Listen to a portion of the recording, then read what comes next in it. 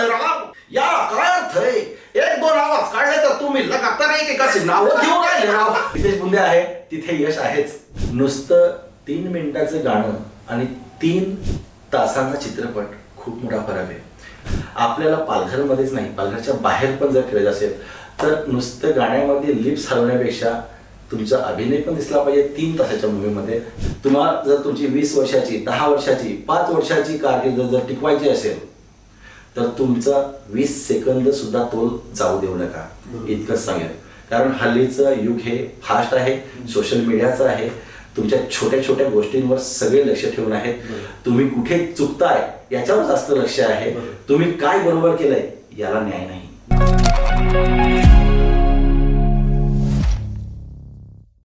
नमस्कार मित्रांनो, मी प्रसाद. PMK podcast या आपल्या चॅनलवरती तुमचं खूप खूप स्वागत आहे. ज्या व्यक्तीने पालघर मधल्या अनेक कलाकारांना घडवण्यासाठी आपलं योगदान दिलेलं आहे आणि ज्या व्यक्तीमुळे नवीन कलाकार असू दे किंवा अगदी मोठा कलाकार असू दे, मग नितेश बुंदे असू दे किंवा अलीबाबा, ह्यांच्या प्रत्येकाच्या तोंडून आपल्या कारकिर्दीला जेव्हा ते कधीतरी व्यक्त होतात तेव्हा एकाच व्यक्तीचं नाव येतं, ते म्हणजे दिनेश भोईर. असे सर्वांचे लाडके दिनेश भोईर सर आज आपल्या स्टुडिओला आलेले आहेत. सर नमस्कार. नमस्कार. स्वागत आहे तुमचं आपल्या स्टुडिओमध्ये. सर आतापर्यंत आम्ही जवळजवळ आमचे 4-5 एपिसोड होऊन गेलेले आहेत. मग नितेश बुंदे असू दे किंवा अलीबाबा असू दे किंवा बबलू पाटील सर असू दे किंवा मग अनेक असे कलाकार जे आपसुकच त्यांच्या तोंडून कधीतरी आपली यशोगाथा मांडायची असते त्यावेळेस एकच नाव प्रत्येकाच्या तोंडून येते, ते म्हणजे दिनेश भोईर. तर सर आम्हाला आणि आपल्या प्रेक्षकांना ऐकायला आवडेल की ज्यांनी अनेक कलाकारांना घडवले ते दिनेश भोईर सर कसे घडले. धन्यवाद प्रसाद सर. खरं तर पहिल्यांदा मी PMK पॉडकास्ट आणि स्वतः प्रसाद शिंदे यांचा मी आभार मानतो, कारण त्यांनी मला या ठिकाणी व्यक्त होण्याची संधी दिली. पहिला मी तुमचा शब्द मी मोडून काढतो की अनेक कलाकारांना घडवलं. खरं तर ते मला मुळात पटलेलंच नाही वाक्य आपलं. कलाकार हा स्वतःच्या, जोही कलाकार असेल, स्वतःच्या अवतीभोवती आजूबाजूला किंवा आपल्या जवळच्या व्यक्तींपासून शिकतो किंवा त्याच्या दैनंदिन व्यवहारातून तो शिकत असतो. मी कुठेतरी एक छोटंसं सहकार्य करतो, थोडंसं आत्मीयतेने थोडंसं सांगण्याचा प्रयत्न करतो आणि त्यानुसार तो त्याच्यामध्ये बदल करतो किंवा त्याला वाटलं तर तो आपला छोटासा सरला का होईना ऐकतो आणि त्याच्यातून घडतो. आणि तिथे मला लेबल लागतं की यांनी सांगितलं त्यांनी सांगितलं, ते खरंच मला मान्य नाही. त्याचा तो इम्प्रूव्ह होत गेलेला असतो, असं असतं. बरोबर. खरं तर सर हा तुमचा मोठेपणा मी सांगेन की तुम्ही स्वतःच्या यशाचं किंवा स्वतःच्या पाठबळाचं, जो तुम्ही अगदी लहानातला लहान कलाकार किंवा कोणी मोठा असू दे, अशा कलाकारांना ज्यावेळेस कुठेही अडचणी येतात त्या अडचणीच्या वेळेस तुम्ही स्वतः उभे असता आणि मुळात तुमचा असा अट्टहास असतो की अरे बाबा माझं कुठे नावही येता कामा नये किंवा माझं कोणी आवर्जून नाव घेऊ नका. सर ह्याच्या पाठीमागचं कारण काय? खरं तर जो पण कलाकार आहे तो ग्रामीण भागातून आलेला आहे. आपण पालघरच्या बऱ्याच ग्रामीण भागात वगैरे राहतो. प्रत्येक कलाकारांची पार्श्वभूमी आपण जवळून बघितलेली आहे. तो कुठून येतो, कोणत्या पाड्यातून येतो, गावातून येतो, हे आपल्या सगळ्यांना माहिती आहे. त्याला मीच नाही तर कोणाचंही नाव लागू नये असं मला वाटतं. कारण पुढे त्याच्या पुढे जर एखाद्या व्यक्तीचं नाव लागलं तर तो कलाकार तिथे स्टॉप होईल किंवा त्याची कारकीर्द संपेल. त्याला कोणीतरी घडवलंय किंवा त्याला इथपर्यंत या व्यक्तीने आणलंय असं तिथे समाज बोलेल किंवा जे बघणारे प्रेक्षक असतील ते बोलतील. म्हणून त्यांनी आतापर्यंत जी धडपड केलेली आहे ती त्याच्याच नावावर खपली पाहिजे. त्याचं टॅलेंट, त्याचं हुनर, त्याचे जे पण तो व्यक्त झालेला आहे, पडद्यासमोर असू द्या किंवा तो एखाद्या सोशल मीडियावर असू द्या, तो त्याच्या कारकिर्दीमुळे किंवा त्याच्या एखाद्या विशिष्ट अशा गुणांमुळे तो पुढे आलाय, हे त्याला त्याच्यासाठी ते होऊ द्या. बरोबर, असं माझं म्हणणं आहे. बरोबर. पण सर आज आपण अनेक असे काही इंडस्ट्रीमधले असू दे किंवा काही असे मान्यवर आहे का जे इतरांचं श्रेय जे किंवा इतरांना मोठं झालेलं बघताना कुठेतरी आपल्या स्वतःवरती घेतात की नाही रे, ह्या व्यक्तीला मी घडवलंय किंवा माझ्या सानिध्यात हा मोठा झालेला आहे. तर मग अशा व्यक्तींबद्दल तुम्ही काय म्हणा? कोणाचं श्रेय तर कोणी घेऊ नये आणि असं मला तर नाही वाटत कोणी असं असेल. पण जरी कोणी असं करत असेल की प्रसाद शिंदे सर आहेत, त्यांनी चांगल्या प्रकारे स्टेज गाजवलेलं आहे किंवा त्यांनी अभिनय चांगला केला आहे आणि तो पुढे पुढे चाललेले आहेत आणि त्याचं श्रेय जर दिनेश भोईर असेल तर ते मला तिथेच चुकीचं सांगायचं आहे. असं नाही. तो कलाकार जो आहे, प्रसाद असू दे किंवा कोणी अन्य असू द्या, तो त्याच्या हिमतीवर त्याच्या टॅलेंटनुसार तो पुढे गेलेला आहे आणि ते टॅलेंट त्याला स्टॉप न होता त्याला तिथे कोणाचंही नाव लागलं तर तो तिथे खचून जाईल कलाकार, त्याला त्याच्या नावानेच पुढे जाऊ द्या, असं माझं वैयक्तिक मत आहे. बरोबर सर, खूप छान. सर मला एक तुम्हाला आणखीन एक विचारावं असं वाटतं की शिक्षकी पेशा तुमचा, तुम्ही उत्तम कलाकार आहात, तुम्ही ड्रॉइंग टीचर आहात, खूप लहान लहान मुलांना तुम्ही शिकवता आणि तुमच्या आवडीच्या बघायला गेलो तर तुम्ही मिमिक्री आर्टिस्ट सुद्धा आहात. तुम्ही युट्यूबवरती तुमचं स्वतःचं चॅनल आहे, त्या चॅनलच्या माध्यमातून तुम्ही गाणी वगैरे सुद्धा करता. मछली काटेला हे लहान मुलांसाठी तुम्ही जी कलाकृती सादर केली ती अप्रतिम, आजही लहान मुलांच्या तोंडून ती आपल्याला ऐकायला मिळते. किंवा मग नितेश गुंडे असेल, त्यांच्या भानगडमधनं आता तुम्ही आलेला आहात. किंवा मग असे अनेक युट्यूबर्स आहेत की ज्यांच्या तुम्ही चॅनलवरती दिसता. तर कुठेतरी एका शिक्षकी पेशाला तुम्हाला सर कधी असं फील झालंय की मी एक शिक्षक आहे आणि मी जर असा कलाकृती वगैरे करतो तर तिथे माझ्या प्रोफेशनला कुठेतरी ते चुकीचं आहे की बरोबर आहे, किंवा तुम्हाला असं कधी काही अडचणी आल्यात की अप्रिशिएशन आलंय हे सगळं करताना? थोडंसं मी मागे जातो. जेव्हा आता या 2-3 व्यक्तींचं प्रेरणादायी व्यक्ती आहेत त्यांची नावं मला घ्यावीशी वाटतील. 10वीला मी जवाहर नवोदय विद्यालयात होतो. देसाई सर, उपेंद्र देसाई सर, कलाकार आणि कला शिक्षक आम्हाला घडवणार आहेत. म्हणजे स्टेज आम्हाला पहिलं स्टेज उपलब्ध करून देणार आहे. न घाबरता कसं स्टेज डेअरिंग असावं ते त्यांच्याकडून आम्ही शिकलो. चित्रकारिता तिथूनच शिकलो. आता जे वारली चित्र वगैरे आपण बघता माझे किंवा पेंटिंग्स होतात ते त्यांची देणगी आहे. त्याच्यानंतर एखादं स्टेजवर व्यक्त होणं ते तिथूनच आलं. नाटिका आम्हाला माहीत नव्हतं, आम्ही टीव्हीवर वगैरे बघायचो तेव्हा लहानपणी, पण तेव्हा आम्हाला सहज ते उपलब्ध करून द्यायचे, स्वतः करायचे आणि आम्हाला सांगायचे. देसाई सर यांचं नाव मी आवाज घेईन, दुसरे आई आणि वडील यांचं नाव घेईन आणि माझे आजूबाजूचे सगळे मित्र ज्यांच्या सोबत आता मी सोबत आहे असं. तर तिथून मी पुढे जाईन आणि नंतर मी शिक्षक झालो. ते शिक्षकांना वाटलं, देसाई सरांना वाटलं की हे कलाकार करू शकतात. तर मी सुद्धा माझ्या विद्यार्थ्यांना पण सांगू शकतो आणि आज माझे पण विद्यार्थी चांगले आहेत, चांगल्या स्तरावर आहेत, चांगले अभिनय करतात, त्यांनाही सांगू शकतो की मी थोडंफार करतोय माझ्या पद्धतीने, तर तुम्ही पण तुमच्या पद्धतीने अभिनय किंवा इतर गोष्टी ज्या आहेत स्टेज डेअरिंग बाबत ज्या प्रेरणा देतील अशा बाबतीत तुम्ही स्वतःमध्ये इम्प्रूव्हमेंट करा. नक्कीच. सर मला एक सांगा, तुम्ही आता वारली कलेचा उल्लेख केलात की तुम्ही वारली आर्ट खूप छान काढता, खूप सुंदर असं वारली पेंटिंग असते तुमचं. वारली पेंटिंगच्या माध्यमातून आमच्या असं कानावरती आहे की तुम्हाला पुरस्कार वगैरे मिळालेला आहे, तर तो कोणता पुरस्कार आहे सर? वारली पेंटिंग आणि कला क्षेत्रातील उल्लेखनीय कामासाठी राज्यस्तरीय पुरस्कार मिळाला मला. अरे वा. आदियुवा संकल्प असं नाव होतं त्याचं, जो राज्यस्तरीय प्रत्येक जिल्ह्यात त्याचं संमेलन होतं.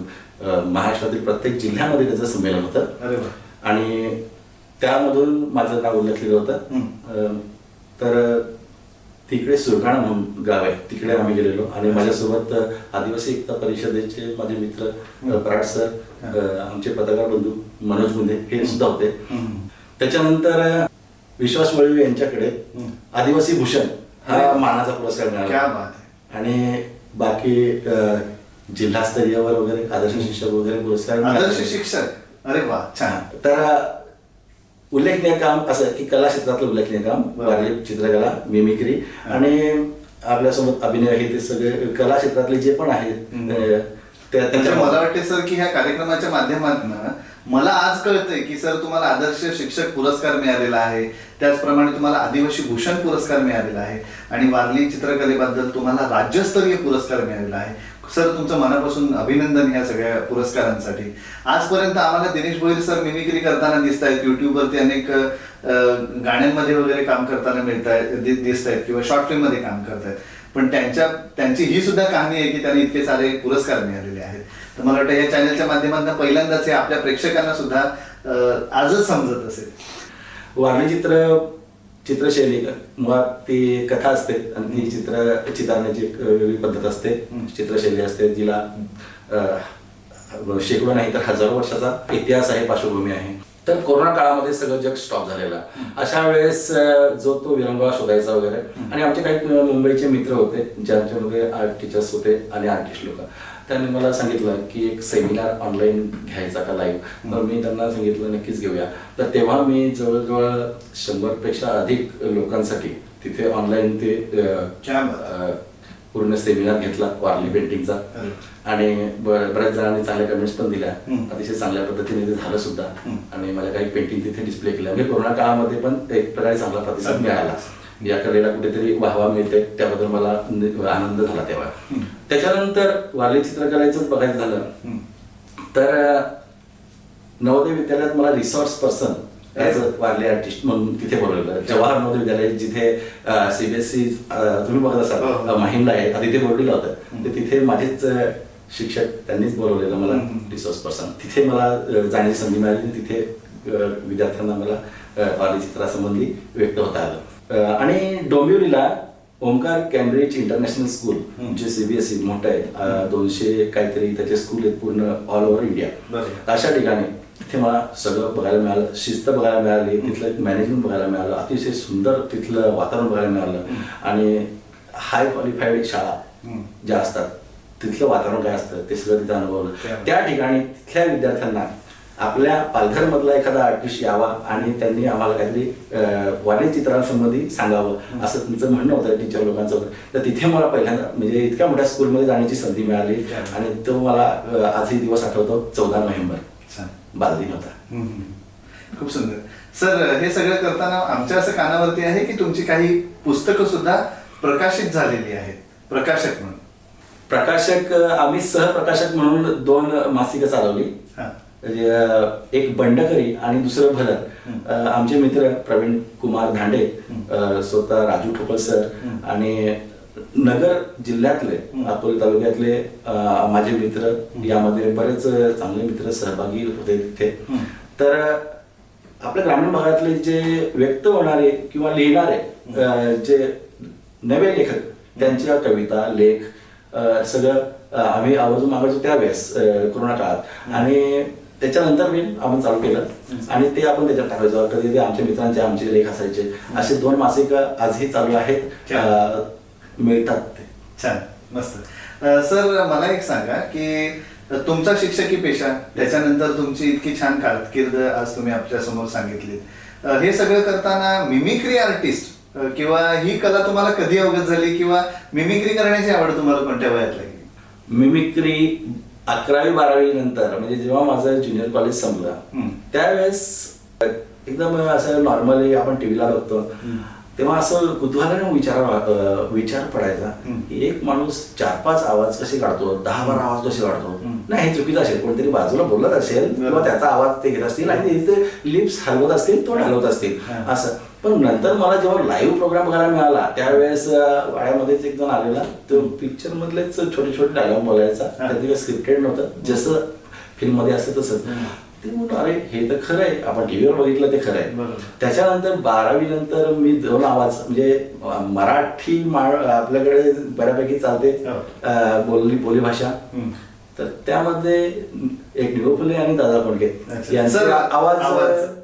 यांचे आवाज मी थोडेफार काढायला शिकलो त्यावेळेस 12वीला. त्यावेळेस वाड्याजवळच एक गावामध्ये मिमिक्री आर्टिस्ट आलेले, त्यांनी फिल्म मधलेच 2-3 डायलॉग बोलले. तेव्हा मला खरं वाटलं की हे ते खरं असू शकतं, जे टीव्हीवर बघितलं ते खरं आहे. आणि त्यानंतर मला ठरवलं अरे यांना जमते, मला पण थोडंसं जमतंय, मग थोडंसं इम्प्रूव्हमेंट करायला हरकत नाही, थोडीशी आपल्यातच प्रॅक्टिस आणि सराव केला तर होऊ शकतं असं. कारण मिमिक्री या इतकुशा शब्दाचा कधीच कुठे क्लासेस नाहीत, तिथे ट्युशन्स नाहीत, कोणी क्लास घेत नाहीत आणि कोणी शिकवायला पाहिजे रे मी तुला मिमिक्री शिकवतो, अजिबात नाही. तुम्ही गायन शिकू शकता, वादन, नाच काही शिकू शकता, पेंटिंग शिकू शकता, पण मिमिक्री तुम्हाला स्वतःच करावं लागतं. तर ते सगळ्यात कठीण मला तर वाटतं तेच आहे आणि ज्याला जमतंय त्याला ते सगळ्यात सोपं वाटतं. क्या बात आहे. सर, आता तुम्ही मिमिक्रीचा विषय काढलेलाच आहे, तर तुम्ही आतापर्यंत अनेक सिने कलाकारांचे आवाज काढले, त्यामधलं सर 1-2 आवाज आज आपल्या प्रेक्षकांसाठी घेऊन जाऊ या कार्यक्रमाच्या माध्यमातून. प्रसाद सर, एकदम वेगळा तुम्ही प्रश्न विचारला. जिथून माझी सुरुवात झाली मिमिक्रीला, मला त्याच्या अगोदर हे सांगावं असं वाटेल की मिमिक्रीला मला माझं पहिलं स्टेज मला माझ्या शाळेने दिलं. क्या बात आहे. 2011ला मी तिथे 12 ते 15 आवाज काहीतरी काढलेले, एका स्टेजवर एका पाठोपाठ. तर त्यावेळेस डी.ओ. दादा कोंडके, मकरंद नासपुरे आणि नाना पाटेकर वगैरे आपली मराठी मंडळी, सिनेसृष्टीतील सगळी मंडळी आणि काही हिंदी कलाकार यांचे आवाज काढलेले. तर ते आवाज प्रयत्न करतो आता. चालेल. डी.ओ. फुले, काय चालवले, वा वा वा वा वा, पीएम के पॉडकास्ट. वा, आपल्या ग्रामीण भागातील कलाकारांना आणि मंडळींना एका सोप्यावर घेऊन येणारा माणूस तुम्हीच. वा वा, आपण खुश झालो रे. असं काम केलं पाहिजे आणि त्याची वाहवा पण झाली पाहिजे. वा, तुम्ही माझं एकदम दिल जिंकला. दिल जिंकला. वा वा वा. क्या बात आहे सर. अगदी खूप सुंदर सर. आणि आणखी दादा कोंडके घेतो. दादा कोंडकेचं कसं पहिला एखादा एकदम व्यक्त होणार तो एकदम रागाने सारखा. तुमच्या महिला मित्रांनो, अरे इतकं भारी पीएम के पॉडकास्ट इजायला मी खुश झालो होय. हे गंगे, चला आपण जाऊया पीएम के पॉडकास्ट मध्ये आणि तिथे काहीतरी चांगलं करूया हिच्या मायला. क्या बात आहे सर. खूप सुंदर सर. अगदी म्हणजे तुमच्या तोंडून जे आवाज निघतायत आता ते मला स्वतःला असं कल्पनाच करवत नाहीये. अगदी दादा कोंडके साहेबांच्या समोरच बसून आणि त्यांचा आवाज ऐकतोय असं वाटतंय. सर एकदा मकरंद अनासपुरे यांचा आवाज होते. काय चालवलंय राव, याला काय अर्थ आहे. एक दोन आवाज काढले तर तुम्ही लगातार एकेकाची नावं घेऊन राहिले राव. पण बरं वाटलं राव, अतिशय चांगलं वाटलं. गंगीला पण चांगलं वाटलं. या ठिकाणी पीएम के पॉडकास्ट मध्ये आपण आलेलो आहे. असं नाही, काय करायचं ते आपल्याला माहित आहे. पण हे गेलं पाहिजे, सगळ्यांसमोर गेलं पाहिजे. खूप खूप सुंदर सर. खूप छान सर. खूप सुंदर, खूप छान आवाज तुम्ही काढलेत. पण त्याच्यात पैकी एखादा अवघड असा वाटलेला तुम्हाला आवाज आहे एखाद्या कलावंताचा, की तो काहीतरी वेगळी त्यावेळेस तुम्हाला कसरत करावी लागते? हो, एक आवाज आहे. खरं तर असा आवाज एका स्टेजवर 5-6 गोष्टींचं भान ठेवावं लागतं आपल्याला मिमिक्री आर्टिस्टला. एका स्टेजवर एका पाठोपाठ आवाज निघाले पाहिजे, शिवाय ते हुबेहूब वाटले पाहिजे. त्यानंतर आपण काय बोलतोय ह्याचं तारतम्य असलं पाहिजे. आपल्या समोर बसलेली पब्लिक आहे त्यांना आपलंसं करण्यासाठी त्याच्यावर पंच आले पाहिजे. शिवाय हावभाव आले पाहिजे, तुमची बॉडी लँग्वेज असली पाहिजे. या 5-6 गोष्टी आहेत. आणि त्याच्यानंतर तुमचा अभ्यास त्याबाबतचा कोणाला दुखावलं गेलं नाही पाहिजे. आणि त्याच्यातून निवड मिमिक्रीतून मनोरंजन हा हेतू असला पाहिजे. आणि इतकं पण मोठं नाही का तुम्हाला येते मिमिक्री तर तुम्ही फार मोठे आहात, हे चुकीचं आहे. हे भान असलं पाहिजे का आपण जमिनीवरच आहोत.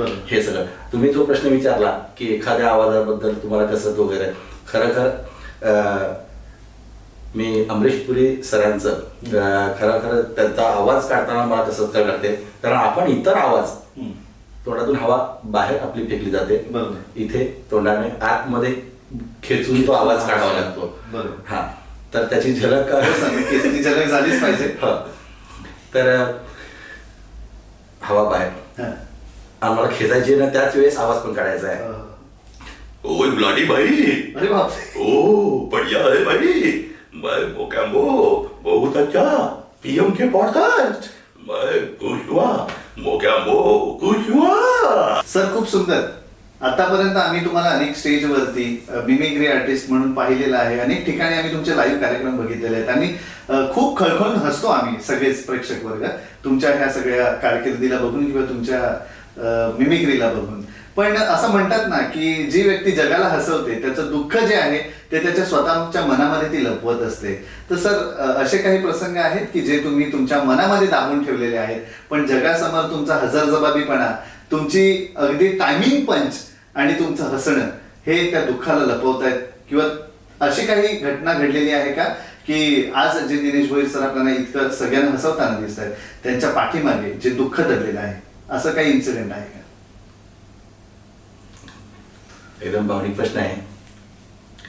तर असे 3-4 इन्सिडेंट्स आहेत माझ्यासोबत, ते मला माझ्या आयुष्याला मला कलाटणी देऊन गेले. आवर्जून सांगायला वाटेल की एक आईचा आहे, एक वडिलांबाबतचा आहे आणि स्वतः एक माझा.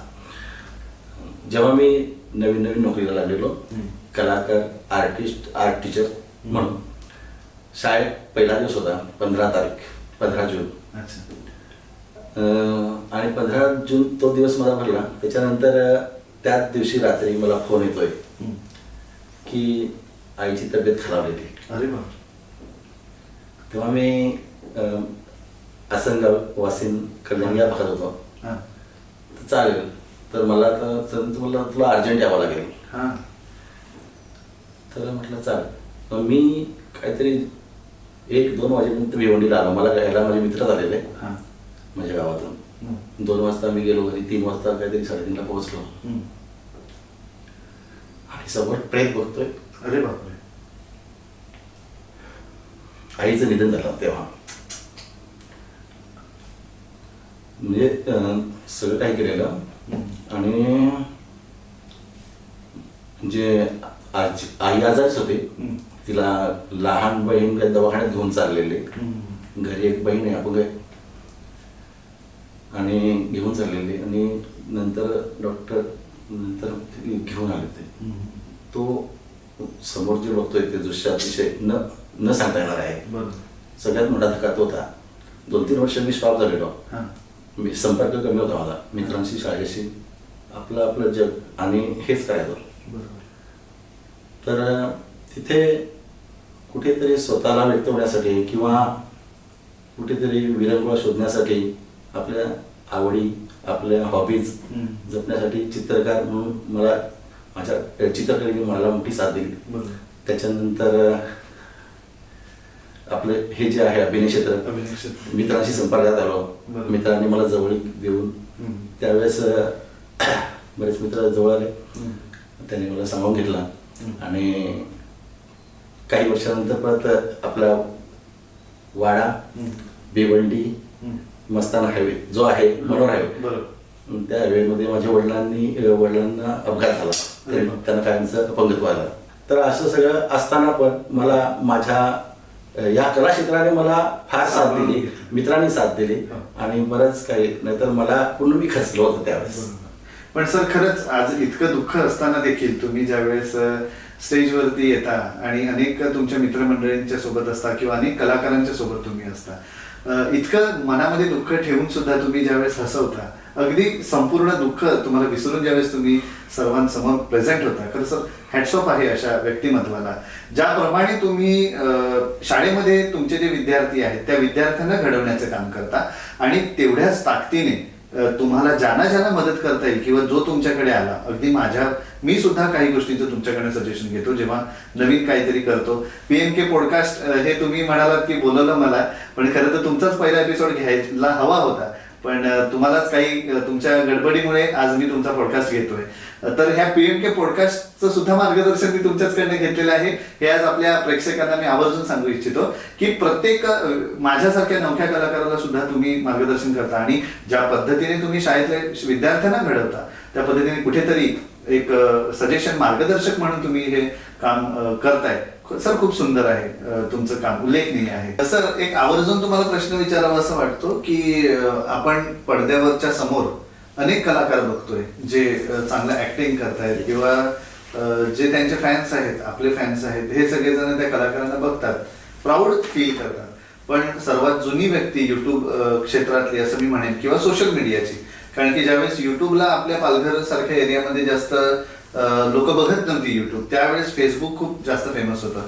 तुम्ही अगदी तेव्हापासून छोटे छोटे व्हिडिओ बनवता किंवा तुमचे छोटेसे ब्लॉग्स असायचे किंवा काहीतरी वारली आर्ट वगैरे असायचं, हे सुद्धा तुम्ही ते टाकायचं त्यावेळेस किंवा तुमचे काही लेख असतील तुम्ही त्याच्या माध्यमातून सोशल मीडियावरती तर तुम्ही ऍक्ट होतातच त्यावेळेस. पण मला सांगा सर की आता ज्यावेळेस ही सगळी मंडळी पुढे जाताना दिसते तर तुम्हाला अगोदरपासून पूर्वीपासून अशी कोणी मंडळी तुमच्या आठवणीत आहेत की खरं तर त्यांचा सुद्धा ह्या सगळ्या मंडळींना हातभार लागलेला आहे आणि म्हणून युट्यूब क्षेत्रातली जी मंडळी आहे ती पुढे जाताना आपल्याला दिसते? बरोबर, एकदम अगोदरचा काळ मला व्यक्त व्हायला लागेल. 2010-11 त्यावेळेस कोणालाच म्हणजे खरं तर युट्यूब आलेलं 2005ला, 2010 पर्यंत कोणाला इतकी आयडिया नव्हती. 11, 12, 13 त्यावेळेस आपला युट्यूबचा चॅनल होता. कुठेतरी आपण कधी टाकायचं विदाऊट एडिट, एक व्हिडिओ आला तो टाकून दिला असं सगळं. 2012-13 काळ होती. आता पण तुम्ही चॅनलला डेट बघाल तर ती दिसेल तुम्हाला माझ्या. त्यावेळेस प्रथमेश कदम, जयेश कदम, अज्जू जाधव, त्यानंतर ऍडव्होकेट आमचे मित्र आहेत नितेश मसे, हे सगळे माझे मित्र झाले. त्यांच्यासोबत काम केलं. खरं तर त्या मंडळींना मी आवर्जून धन्यवाद बोलेन की पडद्यामागचे कलाकार म्हणजे क्रिएटिव्ह टीम बोलतात ती कोणीतरी पुढे जात आहे म्हणून ते पाठीमागे काम करतायत, हे पाठीमागे काम करतायत म्हणून आम्ही कुठेतरी दिसतोय लोकांना. हा, तर त्यांचा खरंच नाव उल्लेख करावा असं वाटेल मला. आणि पुढे फेसबुक नंतर मग व्हॉट्सअप आणि आता युट्यूबचं जरा बऱ्यापैकी सगळं चाललेलं वातावरण, सोशल मीडियावर युट्यूबला सगळे वेळ देत आहेत किंवा तिथे आपली क्रिएटिव्हिटी दाखवत आहेत. माझ्या मते कलाकार तोच आहे ज्यांनी लोकांनी मानलेलं की हा कलाकार आहे. स्वतः उदो मी कलाकार असं नाही, असं नसतं. तर त्यावेळेस मला बऱ्याच मित्रांनी सहकार्य केलं आणि नंतर मग संपर्क वाढला, त्यांचे मित्र माझे मित्र झाले.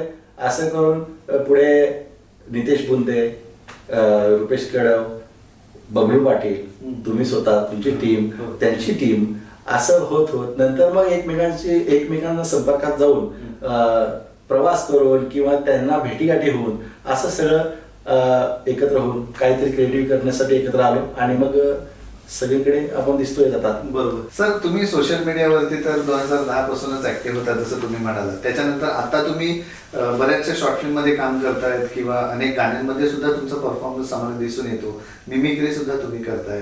पण ह्याच्या अगोदर किंवा असं काहीतरी इन्सिडेंट की तुम्ही बाहेर कुठेतरी काहीतरी जाऊन आणि वेगळ्या पद्धतीने परफॉर्म केलेला आहे की तुमची कला सादर केलेली आहे, असं काय अनुभव? मला 3 गोष्टींचा उल्लेख आवर्जून इथे करावा असं वाटेल. नाशिकला माझे मित्र, खरं तर तो खास माझा मित्र होता, आता तो आपल्यामध्ये नाहीये, विजय घोटे त्यांचं नाव, दिग्दर्शक आणि पत्रकार, 15 वर्ष पत्रकारितेमध्ये ते चांगलं नाव त्यांचं लौकिक होता तिथे. तर त्यांनी वेडमन तुझ्यासाठी हा व्यावसायिक चित्रपट त्यावेळेस 14, 15, 16, 17 या दरम्यान त्यावेळेस कट केलेला आणि तिथे मी असिस्टंट डायरेक्टर म्हणून माझं त्यावेळेस रोल होता. खूप छोटासा रोल सुद्धा होता माझा. आणि आपल्याच वाड्या तालुक्यातील आपल्या नात्यातलीच एक माझी मावस बहीण त्यामध्ये लीड ऍक्ट्रेस म्हणून तिचा रोल होता. तर त्या सगळ्यासाठी खरं तर विजय घोटे सरांचं मी आभार मानेन. काही इतका मोठा थिएट्रिकल मराठी व्यावसायिक चित्रपट म्हणजे आपण बघतो ना, नाव घेतो मराठी चित्रपट, तसा एकदम थिएट्रिकल चित्रपट करण्याचा चित्रपट. हो, जसे आपण सैराट वगैरे अशी नावं घेतो त्या टाईपचा पहिला चित्रपट करण्याचा, बघण्याचा, तिथलं पूर्ण वातावरण, पूर्ण सेटअप वगैरे म्हणजे मी पहिल्यांदा ते जवळून अनुभवलं तो सगळं. हा, आणि शिकलो सुद्धा बरंच काही.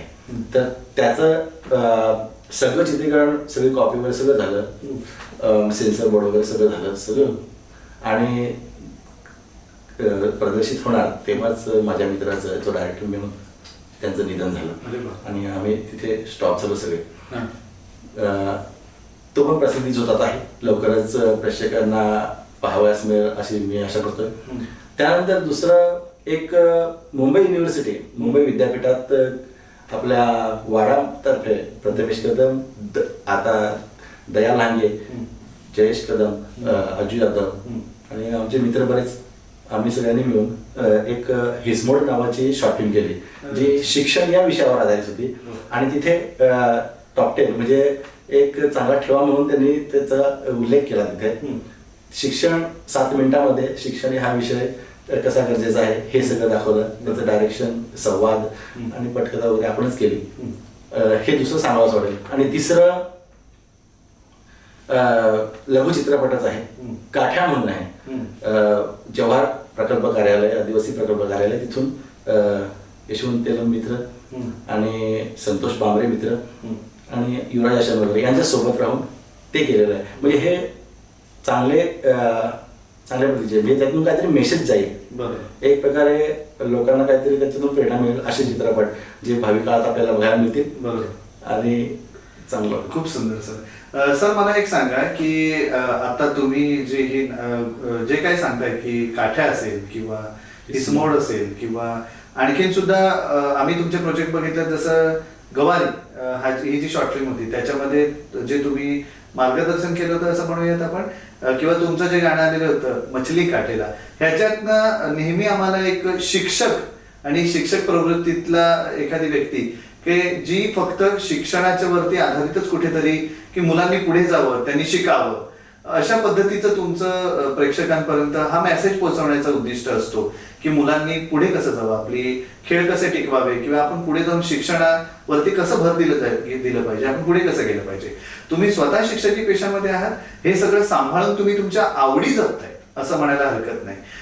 तर सर, आपण आता जे कलाकार बघतोय, बरेचसे कलाकार आहेत की युट्यूब हे त्यांच्यासाठी आता जग आहे, कारण की युट्यूबने त्यांना नवीन ओळख करून दिलेली आहे. पण आपण असं पण बघतोय की ते फक्त युट्यूबच करतात, ते वेगळं असं प्रोफेशन त्यांचं नाहीये. आणि काही काळानंतर आपण बघू शकतो जसं टिकटॉक बंद पडलंय सर आता, आणि त्यावेळी जे टिकटॉकचे खूप मोठे स्टार होते कदाचित आता ते काहीच नाहीये, कारण की टिकटॉक नंतर आता इंस्टाग्राम आलेलं आहे.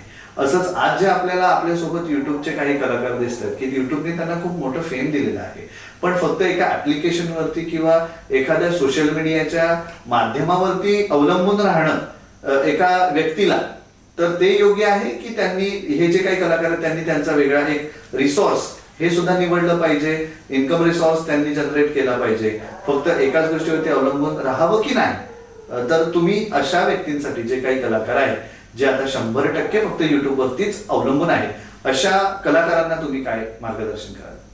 खरं तर सोशल मीडियावर व्यक्त होणे किंवा काही तुमची क्रिएटिव्हिटी दाखवणे हे एक सोशल मीडियावर का दाखवावं, आपल्याकडे स्टेज नाही आहे किंवा आपल्याकडे वेळ कमी आहे, बरोबर आहे. आपण सोशल मीडिया यासाठी निवडला तर ते करणं गरजेचं आहे. तुमचं टॅलेंट जगाला सेकंदात पोहोचलं जातं या सोशल मीडिया मार्फत. तर तुमचा वेळ वाचतोय, तुम्हाला पटापट क्रिएटिव्हिटी सादर करता येते, साहजिकच तुमच्याकडे वेळ वाचतोय. तर तुम्ही आपलं शिक्षण, आपलं उपजीविकेचं साधन, या दोन गोष्टी आणि कुटुंबाला वेळ हे तर दिलाच पाहिजे. आणि जर देता येत नसेल तर तो कलाकार त्याला इतका वाव नसतो. दुसरी गोष्ट तुम्ही ही सांगितली की कलाकारांना काय संदेश द्या किंवा प्रेरणा द्या, काय तुम्हाला मार्गदर्शन. खरं तर इतका मोठा मी नाहीये की मी त्यांना मार्गदर्शन करेन. प्रत्येकाने आपला व्यवसाय, आपलं क्षेत्र हे निवडलेलं आहे, त्यानुसार त्या भूमिकेला आपण न्याय दिला पाहिजे. तुम्हाला तुमचं शिक्षणच ओळख करून देते, तर तुम्ही शिक्षणाला कमी लेखू नका. तुम्हाला जसं वाव असेल, कोणीही कलाकार असू दे, जिथे जिथे संधी मिळेल तिथे तुम्ही शिका. आपले व्यावसायिक पात्रता आणि शैक्षणिक पात्रता ही वाढवली पाहिजे आपण, तर तुमची ओळख टिकून राहील.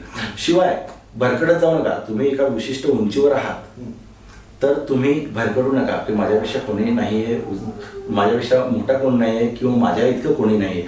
तुम्हाला जर तुमची 20 वर्षाची, 10 वर्षाची, 5 वर्षाची कारकीर्द जर टिकवायची असेल तर तुमचा 20 सेकंद सुद्धा तोल जाऊ देऊ नका, इतकंच सांगेल. कारण हल्लीचं युग हे फास्ट आहे, सोशल मीडियाचं आहे. तुमच्या छोट्या छोट्या गोष्टींवर सगळे लक्ष ठेवून आहेत. तुम्ही कुठे चुकताय याच्यावर जास्त लक्ष आहे. तुम्ही काय बरोबर केलंय याला न्याय नाही. सर, मी पुन्हा एकदा तुमच्या शिक्षकी पेशाकडे येईन की तुमचं गाव मुळात वाड्यामधलं आणि तुम्ही जे आता शिक्षक आहात, म्हणजे ती तुमची शाळा आहे शहापूर तालुक्यामधली, ह्या दोन्ही तालुक्यांमधलं अंतर जे आहे ते सुमारे 40 ते 50 किलोमीटरचं आहे.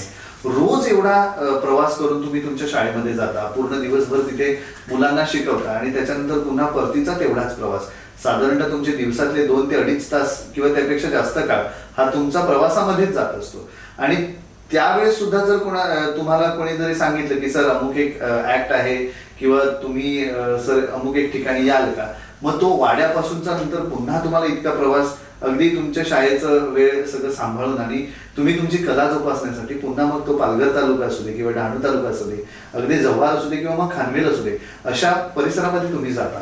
कधी कधी तर रात्र असते. आम्ही स्वतःने पाहिलेलं आहे की तुम्ही तुमचा दिवसभर तिथे शाळेमध्ये देऊन सुद्धा जर कोणी आग्रहास्तव तुम्हाला सांगितलं की सर आमच्या इकडे एखादा स्टेज परफॉर्मर आहे, एखादा कार्यक्रम आहे, तुम्ही त्या ठिकाणी या, तर कोणत्याही प्रकारची मोबदल्याची अपेक्षा न करताना किंवा आवड आहे ती आवड जपण्यासाठी तुम्ही इतक्या लांबचा प्रवास करून तुम्ही त्या कार्यक्रमाला हजेरी लावता.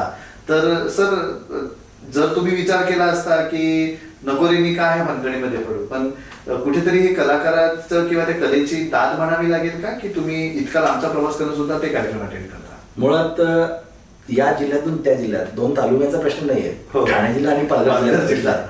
शिवाय तिथे महाराष्ट्रातलं सर्वात मोठं अभयारण्य पण आहे ते, हो, भूतानचं अभयारण्य. तिथून प्रवास माझा रोजचा डेली आहे. कधी कधी संडेला पण जावं लागतं शाळेत. पण अशा वेळेस जेव्हा एखादी बांधिलकी आपल्या आवडीच्या क्षेत्राशी असेल, कला क्षेत्राशी किंवा अभिनय क्षेत्राशी, तर मी त्याला एक हॉबी म्हणून बघतो आणि तिथे जाण्याचा प्रयत्न करतो. शिवाय तो जो मित्र मला बोलवतोय किंवा मला इन्व्हिटेशन देतोय परफॉर्म होण्यासाठी, एखादं स्टेज उपलब्ध करून देतोय, त्याला या शरीरामधला कलाकार दिसत असावा, त्याला वाईट नको वाटायला की अरे 2 फोन केले 3 फोन केले पण हा आला नाही. मग तिथे जावं लागतं, जवळचा असू दे लांबचा असू दे, अंतर मला जावं लागतं. आणि तिथे जाऊन कलाकारांना एक वेगळा बाबा मिमिक्री कला, सहसा डान्स गायन कोणीही करू शकतं, मिमिक्री कला पोहोचू द्या, ही कलाकारांची एक अपेक्षा असते, मागच्या अपेक्षा की प्रेक्षकांपर्यंत आपली कला पोहोचते, चांगली गोष्ट आहे आणि त्याच्यातून मला आनंद मिळतो. म्हणून हे सगळं आहे. म्हणजे शिवाय मित्रांची मन राखणी पण होते आणि आपल्याला आनंद भेटतो, आपली हॉबी पण जपली जाते. या 3-4 गोष्टींसाठी मला जावं लागतं. सर, जे काही तुम्हाला पुरस्कार मिळाले त्या पुरस्कारांबाबत एखादी स्पेशल किंवा एखादी उल्लेखनीय आठवण अशी तुम्हाला आपल्या प्रेक्षकांपर्यंत सांगावीशी वाटेल अशी आठवण आहे का? कला क्षेत्राशी निगडीत आणि कलेबद्दल बरेच पुरस्कार मिळाले. राज्यस्तरीय पुरस्कार जो संकल्प आदिविवाह पुरस्कार जो मिळाला, त्याचं उल्लेखनीय काम लक्षात घेऊन आमच्या शाळेमध्ये मकरंद अनासपुरे यांच्या हस्ते माझा गौरव झाला. आणि त्यावेळेस मी, जयेश कदम, आम्ही सगळे गेलेलो आणि खरंच त्यांच्या हस्ते एका मोठ्या कलाकाराच्या हस्ते आपलं परत गौरव होतोय, हे मला खूप आल्हादनीय वाटलं, चांगलं वाटलं, म्हणून भावलं मला ते. बरोबर.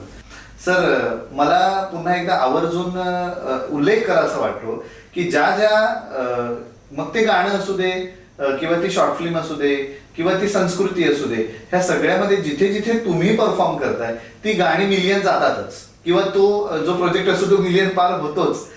म्हणजे मी आवर्जून सांगेन की भानगड, ती भानगड खूप तुम्ही त्याच्यामध्ये पाटीलचा रोल केलेला आहे आणि ती भानगड सुद्धा खूप लवकर लोकांच्या प्रेक्षकांच्या पसंतीला आली आणि मिलियन पार गेली. त्याचप्रमाणे तुम्ही अण्णाचा रोल केलेला होता आणि ते गाणं शिंगाली, ते सुद्धा खूप लवकर त्या ठिकाणी मिलियन गेलं. आणि सर्वात शेवटी आवर्जून मी माझ्या प्रोजेक्टची गोष्ट करेन की यंदाचा तुम्ही स्वतः तुमच्या लिपसिंग किंवा तुम्हाला बघूनच त्या गाण्याची सुरुवात होते असा आम्ही आदिवासींची लेकरे, हा सुद्धा प्रोजेक्ट अगदी 8व्या दिवशी मिलियन पार गेला. तर मी असं म्हणेन, मला असं वाटतं की दिनेश भोईर सरांचा पायगुण आहे का की ज्या ज्या प्रोजेक्ट मध्ये दिनेश भोईर सर असतात तो प्रोजेक्ट मिलियन पार होतो. हे वाक्य मी खोडतोय. खरं तर असं काही नाही, ही निवड अफवा अंधश्रद्धा आहे. त्यावेळेस 3 प्रोजेक्ट आलेले आहे, बरोबर तुम्ही बोललाय. एक भानगड आलेला नितेश बुंधेचा, बरोबर, त्याच्यानंतर शिंगाले आलेला बबलू पाटील सरांच्या चॅनल होता, आणि तिसरा आम्ही आदिवासींचे लेकर, जे तुम्ही स्वतः सगळं केलेलं ऍज अ प्रोड्युसर. तर तिन्ही मध्ये 2 गोष्टी कॉमन होत्या. एक दिनेश भोईर तुम्ही सांगतायत तो, आणि दुसरा नितेश बुंधे. ओके, तुम्ही नितेश बुंधेच्या नावाबद्दल दिनेश भोईरला तिथे सरकवू नका. नितेशमुळे हे तिन्ही प्रोजेक्ट मिलियन गेले, हे 5 ते 6-7 दिवसात गेले आणि त्यावेळेस ते प्रोजेक्ट गेलेले आहेत. आणि तेव्हा मला आनंद झाला आणि सगळ्यांना म्हणजे असं म्हणूयात का सर की नितेश बुंधे आणि दिनेश भोईर सर ह्यांचं ज्यावेळेस कॉम्बिनेशन होतं त्यावेळेस ते प्रोजेक्ट खूप लवकर मिळालं. असं काही नाही, नितेश बुंधे आहे तिथे यश आहेच, कारण त्याचं टायमिंग, त्याचं सगळं सगळ्या क्षेत्रात तो माहीर आहे. गाणी लिहितो, बोलतो, गायक सुद्धा, अभिनय करतो, स्टंट करतो, लिखाण करतो, स्क्रिप्ट करतो, डायरेक्शन करतो. असं सगळं जे पैलू आहेत कलाकारांमध्ये असलेले ते सगळे मी त्याच्यामध्ये बघितले. हा, आणि हे मला सांगावंसं वाटेल का त्याच्यामुळेच गाणी हिट होतात. मी फक्त एक निमित्त म्हणून 5-10-15 सेकंदासाठी दिसतोय आणि तुम्ही मला उचलून धरता एक मित्र म्हणून असं जवळच. असं काय नाही, सगळं त्याच्यामुळे तर आहेच, पण टीम काय करते, संपूर्ण टीम वर्क असतं, त्याच्यावर सुद्धा अवलंबन असतं. एखादं गाणं हिट करायचं आहे तर 1-2 माणसांचं काम नसतं, ते पूर्ण टीमचं असतं. जवळजवळ 50 माणसं 100 माणसं त्याच्या मागे काम करत असतात. पडद्यामागचे कलाकार हे जे तुम्ही टायटल दिलेले ते योग्यच आहे. पडद्यामागचे कलाकारांमुळे आम्ही दिसतोय आणि आम्ही पडद्यावर दिसतोय, म्हणून तुम्हाला किंवा इतर प्रेक्षकांना, माझ्या मित्रांना वाटतंय की दिनेश भोईर कलाकार आहे त्याच्यामुळे प्रोजेक्टला. असं नाही, सगळ्यांचं श्रेय तिथे एकजुटीने येतंय आणि ते प्रोजेक्टला फुलवतंय. सर, मी तुम्हाला आवर्जून एक आणखीन विचारेन की युट्यूब क्षेत्र असू दे किंवा कोणतेही क्षेत्र असू दे, हे सगळं करत असताना तुम्हाला कोणाची साथ आहे का ह्याच्यामध्ये? यूट्यूब आणि सोशल मीडियावर आता बऱ्यापैकी आपण मित्रांसोबतच काम करत असतो. खरंच चांगला प्रश्न विचारला तुम्ही. मित्रांना कधी विसरू नये. छोट्या छोट्या गोष्टींसाठी जे मार्गदर्शन होतं किंवा सल्ले येतात त्याच्यातून पण काहीतरी आपल्याला बदल करता येतो, इम्प्रुव्हमेंट करता येते, पुढच्या प्रोजेक्टमध्ये काहीतरी नाविन्य आणता येतं. शिरीष पाड्यावर हॉटेल आहे, रुद्रा हॉटेल. तिथे आम्ही 2 दिवसातून 3 दिवसातून आम्ही सगळे मित्र भेटतो. म्हणजे प्रथमेश कदम, आजू, नितेश मसे, त्याच्यानंतर जयेश कदम, पत्रकार आमचे मित्र मनोज बुंदे सर, भाई दुपारे जे चांगले DOP आहेत, कॅमेरामॅन आहेत, मनीष कदम, असे बरेच मित्र आहेत. हे सर्व मित्र आम्ही बसतो तिथे आणि डिस्कस करतो. येणारे जे पण अपलोड झालेले जे असतात मनोरंजन कार्यक्रम किंवा गाणे किंवा व्हिडिओज त्याच्याबद्दल डिस्कस होतं, आम्ही बघतो. त्या टेबलावर, त्या हॉटेलच्या टेबलावर आमचा पूर्ण हाशा वाजतो. आम्ही चहा पिता पिता आमच्या गप्पा रंगतात. पुढील आम्ही काय करावं हे सगळं, त्यामधून पुढच्या प्रोजेक्टमध्ये काय काय व्हावं, काय करावं हे सगळं तिथे डिस्कस होतं. आणि खरोखर या सगळ्या मित्रांच्या टीममुळे फिरायलाही मिळतं, नवीन शिकायलाही मिळतं आणि एक दिवस चांगला जातो त्यांच्या सानिध्यात राहून गप्पा गोष्टी रंगतात. या मित्रांना सोबत राहूनच आपण आतापर्यंत पुढे गेलेलो आहोत. पुढे सांगायचं झालं तर माझे 3 मित्र आहेत जे डान्स उत्तम करतात. एक आहे नील साबळे, चांगले आताच ते दिग्दर्शक आहेत आपले, खूप सुंदर. हो, चांगलं करतात. त्याच्यानंतर दुसरे विवेक उराडे, त्यांनी डान्स इंडिया सीझन 5 असे बरेच नॅशनल लेवलचे प्रोग्राम ज्यांनी स्टेज गाजवलेले आहे. ज्यांना अमेरिकन गोट टॅलेंट इकडून सुद्धा मेल्स आलेले आहेत. असे आमचे मित्र. आणि त्याच्यासोबत अजून एक डान्सर आणि DOP किंवा फोटोग्राफर सांगता येईल युवराज आशान. या सर्व मित्रांची मला साथ आतापर्यंत चांगली लाभलेली आहे आणि त्यांचं मी नाव आवर्जून घेईन.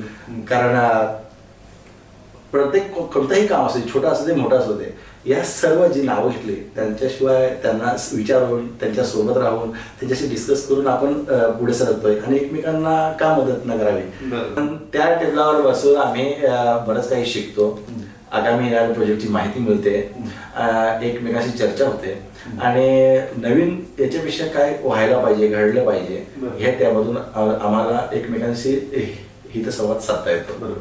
सर, पालघर युट्यूब इंडस्ट्रीने किंवा आदिवासी कलाकारांना पुढे जाण्याची एक संधी या पालघर इंडस्ट्रीने दिलेली आहे. अनेक अजरामर गाणी या ठिकाणी आलेली आहे आणि आता कुठेतरी भानगड सारखी शॉर्ट फिल्म, जी खूप सुंदर शॉर्ट फिल्म नितेश बुंदे आणि त्यांच्या टीमने दिलेली आहे.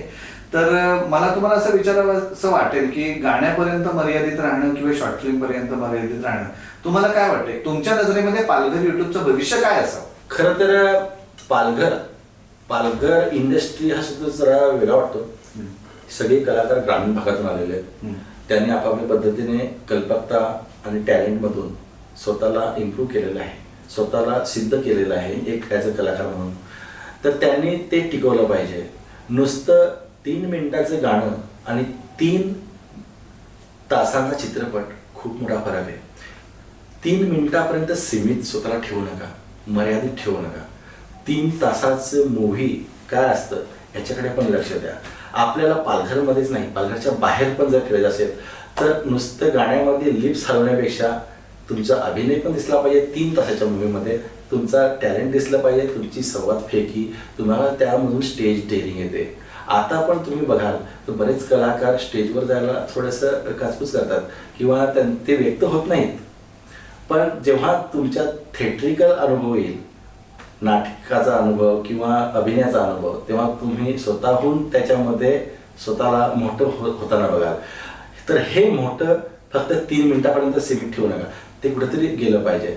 आताच सांगितलं की थिएट्रिकल फिल्म वगैरे काही केलेले आहेत किंवा व्यवसाय, तर त्याच्यामध्ये काहीतरी संदेश देणारे एखादा लघुचित्रपट पण आला पाहिजे, एखादी शॉर्ट फिल्म लघुचित्रपट आला पाहिजे. त्याच्यातून बघा, शासन दरबारी अशाच चित्रपटांना वजन असतं किंवा शासन दरबारी उल्लेख होतो, दखल होते किंवा अनुदान मिळतात, ज्याच्यामधून शिक्षण हा असे विषय येतो.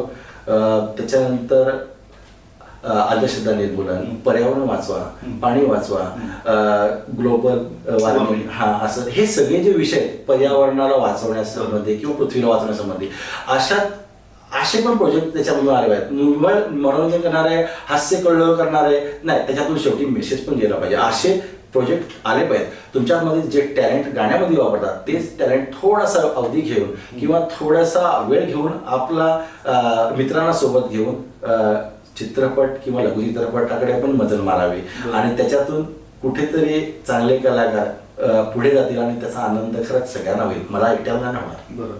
तर पडद्यामागचा कलाकार काय असतो हे कदाचित आम्हाला तुमच्याकडे बघूनच असं म्हणावं लागेल की खरे पडद्यामागचे कलाकार तुम्ही आहात.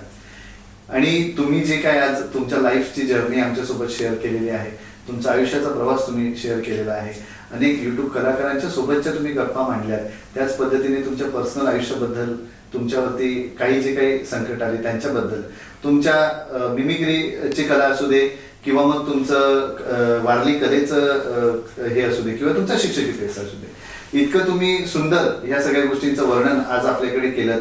तुम्ही मनापासून व्यक्त झालात आपल्या कार्यक्रमामध्ये. सर, तुम्ही आमच्या कार्यक्रमामध्ये आलात, तुमचे खूप खूप धन्यवाद, मनापासून आभार सर. धन्यवाद.